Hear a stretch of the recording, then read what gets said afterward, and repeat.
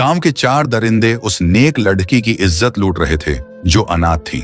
वो इज्जत की भीख मांग रही थी, पर उन दरिंदों को जरा भी रहम ना आया। फिर उसने दिल से अपने रब को पुकारा और देखिए रब का करिश्मा।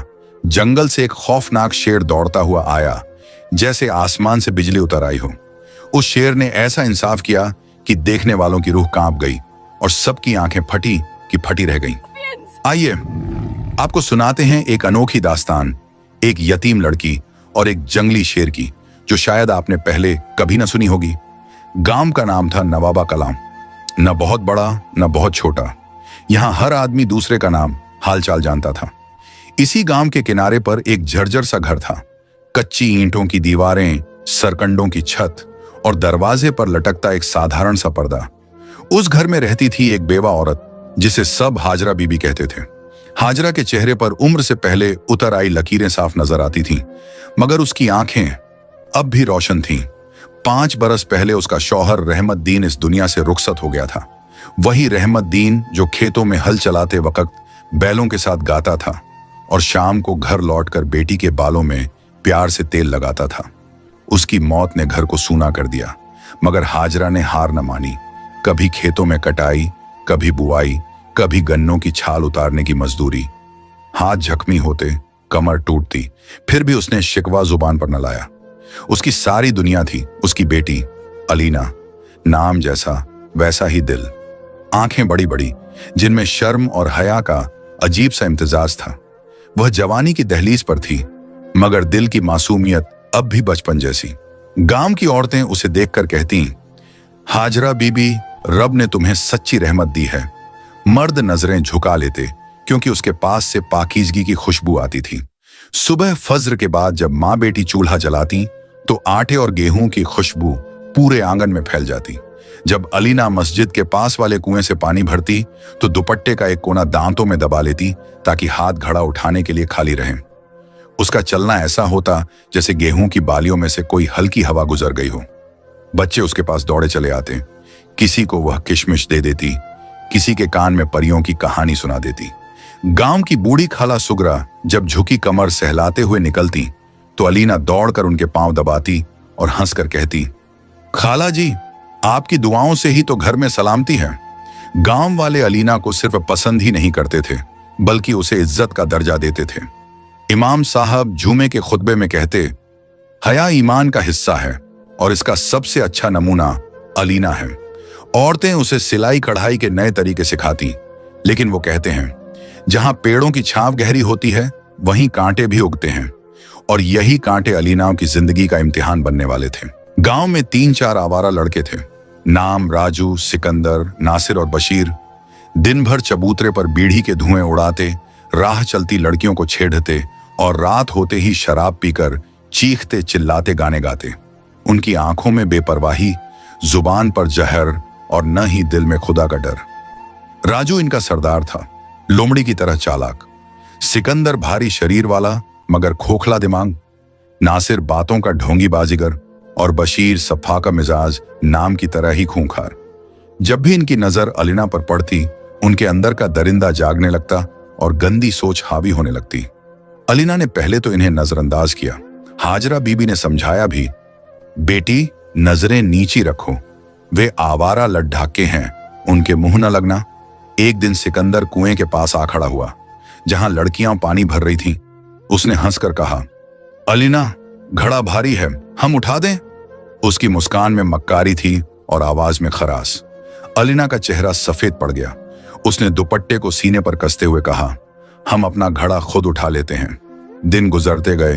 राजू ने तो एक दिन रास्ता रोक लिया। आंखों में शिकारी चमक, होंठों पर तिरछी मुस्कान। उसने कहा, सुना है तुम्हारी कढ़ाई गांव में सबसे मशहूर है, हमारे लिए भी एक रूमाल बना दो। अलीना ने उसकी आंखों में झांका, जहां गंदा दाग छुपा था। उसने सीधा जवाब दिया, हम कढ़ाई सिर्फ औरतों के कहने पर करते हैं, मर्दों के लिए नहीं। राजू की मुस्कुराहट चाकू की तरह चमकी। कल देखेंगे कौन किसके लिए क्या करता है। गांव के बड़े बूढ़े सब जानते थे इनकी करतूतें। कभी थाने की धमकी दी गई, कभी इमाम साहब ने डांट लगाई, मगर इनकी ओबाशी का अंगार भीतर ही भीतर और तेज जलता रहा। और फिर एक दिन कुदरत ने ऐसा मोड़ लाया जिसकी किसी ने कल्पना तक न की थी। गांव के उत्तरी हिस्से में एक छोटा सा जंगल था।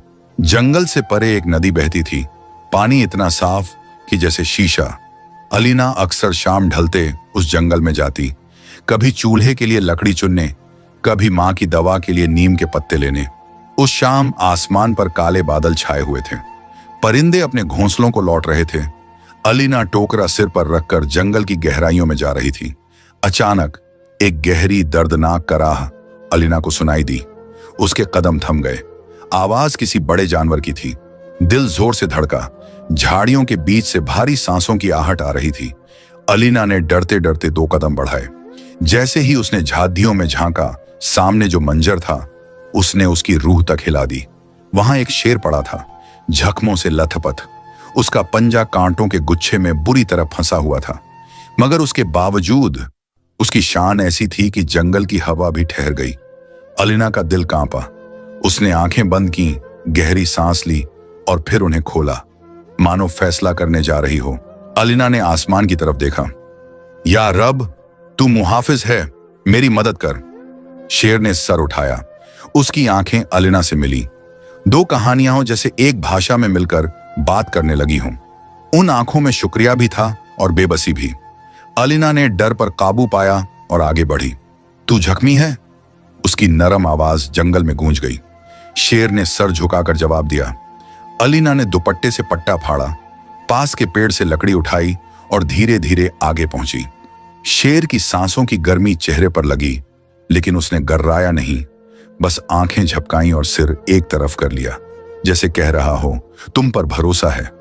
उसने पंजे में गड़ा कांटा देखा, गहरा खून जमा हुआ। या रब, नाम तेरा, हाथ मेरा। उसने कांटा झटके से खींचा। शेर दर्द से कांपा, फिर एक गहरी राहत भरी सांस निकाली। उसकी आंखों में चमक आई, प्यासे को पानी मिलने जैसी। अलीना ने पट्टा बांधा, मिट्टी लगाई। ये ठंडक देगा। शेर ने हल्की गरज में जैसे कहा, समझ गया। वह उठा, लड़खड़ाया, फिर चला। कुछ कदम बाद मुड़ा और अलीना को देखा। उस निगाह में वादा था, खामोश मगर मजबूत। तेरा खर्च जानता हूं, जब पुकारेगी हाजिर रहूंगा। शाम को अलीना घर लौटी। मां ने सिर्फ इतना कहा, अब तन्हा जंगल मत जाना। लेकिन अलीना के दिल में शेर की आंखें चमक रही थीं। एक वादा, एक हिफाजत। दिन गुजरते गए, मगर सन्नाटे में तूफान पल रहा था। राजू अपने साथियों से बोला, वो लड़की समझती है बच जाएगी। आज ऐसी चाल चलेंगे कि उसका नाम हमारी दहशत से जुड़ जाए। उस रोज आसमान साफ था, सूरज ढल रहा था। अलीना दवा लेकर लौट रही थी। रास्ते में बरगद का पेड़ आया और सामने अचानक राजू और उसके 3 साथी खड़े हो गए। पीछे झाड़ियों से नासिर और बशीर आ धमके। अब रास्ता बंद था। कहां जा रही हो अलीना? राजू ने तंज किया। अलीना का दिल जोर से धड़का, मगर आंखों में डर के साथ हिम्मत भी चमकी। रास्ता दो, मुझे घर जाना है। राजू हंसते हुए आगे बढ़ा। इतनी जल्दी क्या है, हमने भी तो बात करनी है। बशीर के हाथ में रस्सी थी। सिकंदर ने चाकू निकाला। माहौल खतरनाक था। अलीना ने जोर से पुकारा, या रब। उसी पल जंगल गूंज उठा। हवा थम गई और बरगद के साए से वही शेर निकला जिसकी आंखों में वफा का वादा था। उसकी दहाड़ से परिंदे उड़ गए, मिट्टी कांप गई। राजू के हाथ जम गए। नासिर पीछे गिर पड़ा। बशीर की रस्सी छूट गई। शेर अलीना और गुंडों के बीच दीवार बनकर खड़ा था। राजू ने पत्थर फेंका, मगर शेर गरजा और आगे बढ़ा। नासिर भागा, बशीर दुबक गया। सिकंदर ने चाकू ताना, मगर शेर ने झपट्टा मारा। चाकू झाड़ियों में जा गिरा और वह जमीन पर धम से गिर पड़ा। शेर ने पंजा उसके सीने पर रखा, वही पंजा जिसमें कांटा था। अब उसमें इंसाफ था। सिकंदर कांपते हुए बोला, माफ कर दो, गलती हो गई। राजू भागना चाहता था, मगर कीचड़ में धंस गया। शेर उसके पास पहुंचा और कंधे पर एक चोट मारी। खून नहीं, लेकिन उसका घमंड टूट गया। नासिर और बशीर झाड़ियों में दुबक गए। शेर ने आसमान को हिला देने वाली दहाड़ लगाई। ये हद है, इसे पार किया तो अंजाम आग है। फिर वह अलीना की तरफ मुड़ा। उसकी आंखों में नरमी थी, सर झुकाकर जैसे कह रहा हो, वादा निभाया। अलीना की आंखों में आंसू तैर गए। उसने दिल ही दिल में कहा, रब तेरा शुक्र और है जंगल के बादशाह तेरा एहसान। तभी गांव वाले दौड़ते हुए पहुंचे। सब ने मंजर देखा। शेर ने बस एक नजर उन पर डाली और जंगल की ओर लौट गया। झाड़ियों की तारीकी में सबका खेल खत्म हो चुका था। राजू, सिकंदर, नासिर और बशीर पकड़े गए। चेहरों पर डर की सफेदी, जिस्म पर शिकस्त के निशान। चौधरी ने सख्ती से कहा, यह गलती नहीं, गुनाह है और गुनाह का हिसाब होगा। गांव की औरतों ने गुस्से में आवाज बुलंद की, हमारी बेटियों के रास्ते तुमने रोके, अब गांव के रास्ते तुम पर बंद होंगे। फैसला हुआ, उन्हें गांव से निकाला जाएगा और कफारा होगा खेतों की मजदूरी और मस्जिद की मरम्मत, वरना थाने की राह उनका इंतजार कर रही है। राजू का बाप सिर झुकाकर बोला, सजा कबूल है। अलीना खामोश खड़ी थी। तभी हाजरा बीबी ने उसे सीने से लगाया, बेटी, रब ने अपनी मखलूक से हमारी हिफाजत की। अलीना की आंखें बंद थीं, लेकिन दिल में उस शाम की दहाड़ अब भी गूंज रही थी। उसने मां का हाथ थामकर कहा, मां, मुझे यूं लगा जैसे जंगल भी हमारा पड़ोसी है और हर दरख्त निगाहबान। कुछ दिन तक गांव में बस उसी वाकये की चर्चा रही। बच्चे एक दूसरे को बताते, शेर ने कैसे दहाड़ लगाई। बुजुर्ग कहते, रब अपने बंदों की हिफाजत करता है। औरतें अलीना के पास बैठती, उसका हाथ पकड़कर कहती, तुम डरी नहीं, रब ने मदद उतारी। उस शाम हाजरा के घर शुक्राने की खीर पकी। इमाम साहब ने नमाज के बाद दुआ की, या रब्बुल आलमीन, तू हफीज है, तू काफी है, अपने नेक बंदों को कभी तन्हा मत छोड़। अगले रोज अलीना जंगल के किनारे गई। औरतें भी साथ थीं। उसने नजर दौड़ाई। बरगद के नीचे मिट्टी हल्की सी खुरची हुई थी, जैसे किसी भारी कदम का निशान अब भी बाकी हो। अलीना के होंठों पर मुस्कुराहट आई, दिल में रोशनी भर गई। ऐ रब, तूने एक बेजबान को जुबान दी ताकि इंसाफ बोले। राजू और उसके साथियों को मजदूरी पर लगा दिया गया। मस्जिद की दीवारें संवर गईं। मदरसे की छत नई खपरेल से ढक गई। खेतों में पानी की बाढ़ बनाते हुए उनका घमंड पिघल गया। गांव में अब डर नहीं, अमन लौट आया था। अलीना अब भी सुबह कुएं पर जाती, मगर उसके कदम पहले से ज्यादा मजबूत होते। दरख्त अब उसे महज साया नहीं देते थे, निगहबानी भी करते थे। एक रोज हाजरा बीबी की तबीयत बहुत बिगड़ गई। कमर का दर्द कंधों तक चढ़ आया। अलीना बेचैन थी। गांव के हकीम रहमत शाह से दवा लाई, मगर दिल को सुकून न मिला।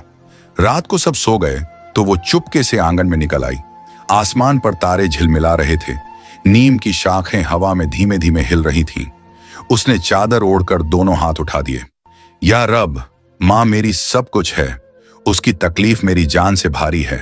तूने जंगल में मेरी हिफाजत की थी, आज घर के अंदर मेरी मदद कर।